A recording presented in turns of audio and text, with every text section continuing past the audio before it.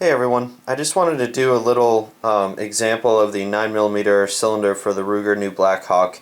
I got a couple personal messages and a comment on my last video showing the Ruger new Blackhawk, and it was a good question. How does a rimless pistol cartridge actually fit into a cylinder without a clip? And I think in this case, I've thought a bit about it. It's a good question. I think in this case, Ruger's manufactured the cylinder to actually accept 9mm. It's not like we're using the Smith & Wesson Governor, which is really used to accept 45 long Colt and 410 shot shell, and then 45 ACP as an afterthought almost. A lot of times clips are used for extraction versus actual cylinder fitment. However, obviously they can be used for cylinder fitment. I'm just going to show you here, and then I'll talk a couple more minutes about it. I don't want to go on too long and bore everybody, but here's just regular Winchester white box 9mm, and if you see here, if I can get this right with one hand, they fit into the cylinder perfectly, and I'll show you that you can't push them through or anything. They actually fit perfectly in the cylinder, and if I push here on this cartridge, it doesn't go in, doesn't move at all. None of these do.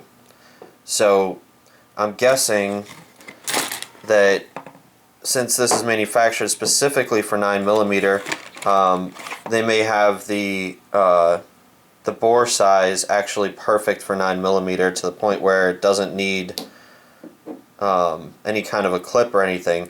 The other thing too, with the revolver on ejection, you obviously have the ejector rod. Whereas on a swing-out cylinder of a Smith & Wesson, for example, all you have is the push rod extraction system. So I'm thinking for a pistol like a Smith & Wesson, I think it's a Model 17, one of the old Smith & Wesson revolvers that use actual 45 ACP, and it's meant to shoot only 45 ACP. I'm guessing that you could possibly insert the 45 ACP without a clip, except that once you fired it and you rotate the cylinder out, when you press the ejection handle, I am guessing since there is no rim for the ejection handle to grab onto, you probably can't eject the rounds very easy.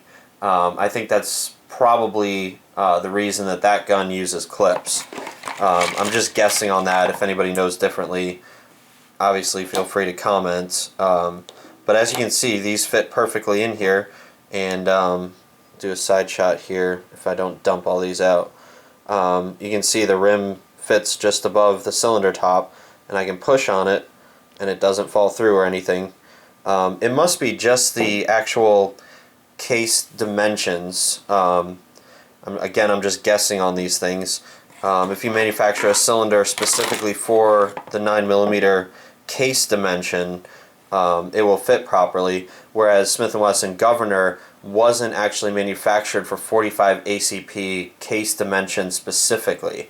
That's why you have to use clips. I tried to put one into the chamber and it does slide in as you kind of would expect. I kind of thought I saw somewhere that you could actually put 45 ACP in the Governor without the clip, that you just needed the clip for ejection purposes, but that didn't turn out to be true, and obviously I wasn't going to go to the range and test that out. It's meant to be used with clips, so that's how I use it.